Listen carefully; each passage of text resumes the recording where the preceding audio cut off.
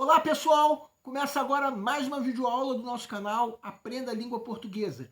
Em primeiro lugar, inscreva-se no nosso canal para não perder nenhuma das nossas próximas videoaulas e ative o sininho para receber todas as notificações.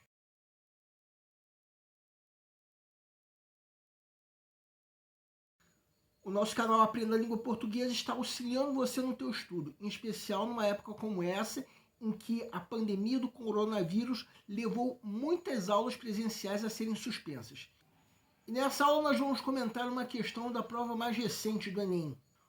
Uma questão que pode sim ser considerada de fácil resolução. Na verdade, essa questão contém uma armadilha perigosa. Vamos entender. Segue um quadro. Enem 2019. De vez em quando nas redes sociais a gente se pega compartilhando notícias falsas, fotos modificadas, boatos de todo tipo.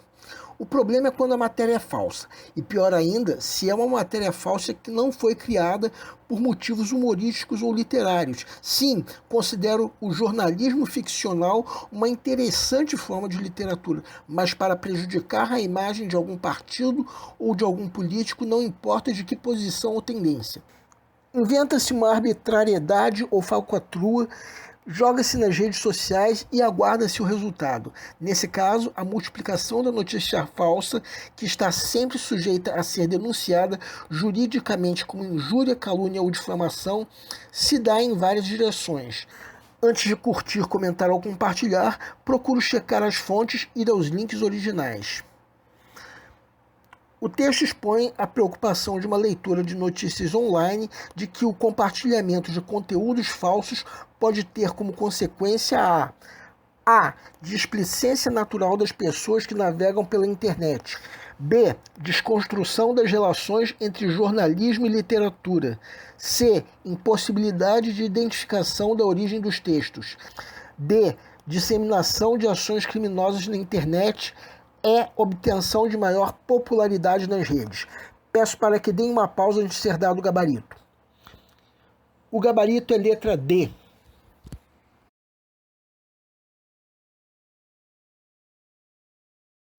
Agora nós vamos entender o porquê do gabarito, bem como qual deve ser o teu procedimento perante uma questão como essa. Vamos começar supondo que você esteja na fase de pré-leitura da prova. A fase em que, de acordo com o método que nós já propomos em outra videoaula, o candidato faz uma leitura da prova como um todo para avaliar o grau de dificuldade de cada questão. É natural que o candidato considere o nível fácil para essa questão. Mas deixa eu falar uma coisa que eu já falei em outras videoaulas.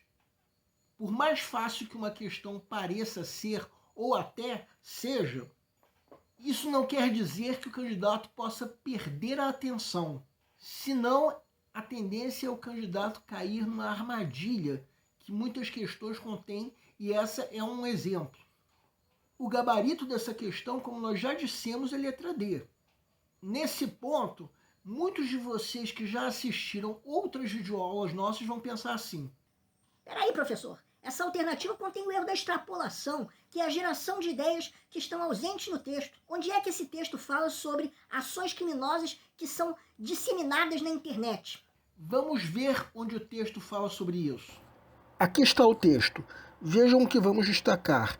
Nesse caso, a multiplicação de uma notícia falsa, que está sempre sujeita a ser denunciada juridicamente como injúria, calúnia ou difamação, se dá em várias direções. Aí está a grande preocupação da autora desse texto, que uma notícia falsa seja disseminada, ou como disse o trecho destacado, multiplicada. Essa disseminação ou multiplicação de uma notícia falsa constitui, de acordo com esse trecho destacado, um crime que o trecho chama de injúria, calúnia ou difamação. Bem, agora que nós já vimos onde está a ideia do gabarito letra D no texto dessa questão, vamos nos ater à pergunta do enunciado.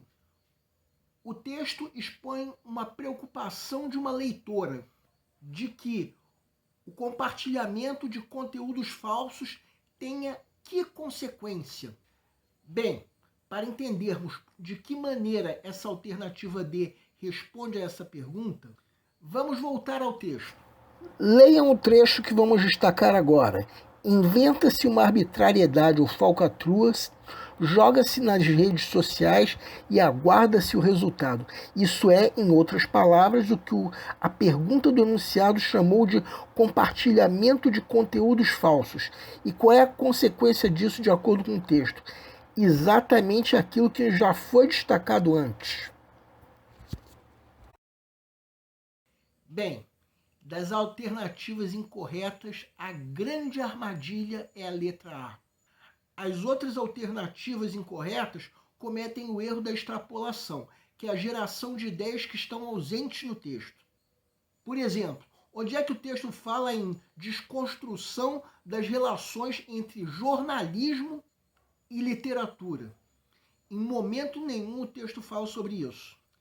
E onde é que o texto fala sobre impossibilidade de identificação da origem dos textos? Também não fala nada. E onde é que o texto fala em obtenção de popularidade nas redes? Em lugar nenhum. Até aí tudo bem. Só que a grande armadilha dessa questão está na letra A, que está incorreta simplesmente por dar uma resposta incorreta à pergunta do enunciado. Porque é inteiramente aceitável nós considerarmos displicente a atitude daquele que dissemina falsos conteúdos. Só que isso não é apontado no texto como consequência do compartilhamento de tais conteúdos. Para entendermos melhor, vamos rever o texto. Percebam o seguinte, onde está no texto a ideia de compartilhamento de conteúdos falsos? Está no trecho que vamos destacar agora. E onde está no texto a ideia que aparece na alternativa A de displicência natural das pessoas que navegam na internet? Vamos até destacar em outra cor para facilitar. Veja bem, será que o texto considera o que está destacado em verde como consequência do que está destacado em vermelho? Não. O texto não considera consequência, muito pelo contrário. Se formos ler melhor, chegaremos à conclusão de que o que está em verde é exatamente a causa e não a consequência do que está em vermelho. Provavelmente, há quem considere que isso que está na letra A comete o erro da contradição, que é a geração de ideias que estão em desacordo com o texto. Só que eu diria que não é bem o caso. O grande problema é que essa alternativa responde de forma incorreta à pergunta do enunciado. Bem, como nós já dissemos, essa questão contém uma armadilha perigosa. Muitos candidatos tendem a considerar fácil o nível de resolução dessa questão. É até aceitável que o candidato considere o nível fácil de resolução. Só que eu repito, por mais fácil que uma questão pareça ou até seja, isso não quer dizer que o candidato possa perder a atenção. Senão, a tendência é o candidato marcar uma alternativa incorreta por ter caído numa armadilha como a dessa questão. O nosso canal é voltado para você que está se preparando para uma prova de concurso, em especial vestibular. Para todos vocês que fizeram essas provas, nós queremos pedir que nos escrevam para dizer como vocês se saíram na prova, se a prova foi fácil, se a prova foi difícil, quais foram as dificuldades. Conforme for, nós faremos os devidos comentários numa próxima aula. E para todos vocês, nosso canal deseja boa sorte.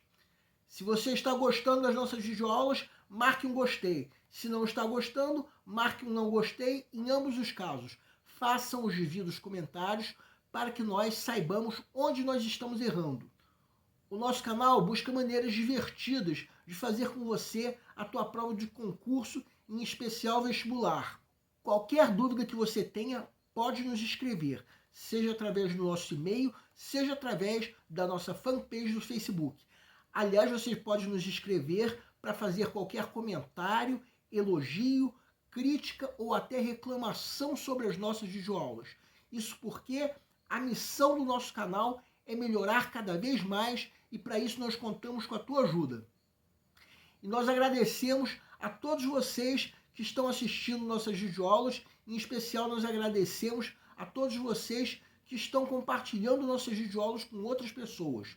Muito obrigado porque vocês estão ajudando o nosso canal a ser feito. Muito obrigado e aguardem nossa próxima aula.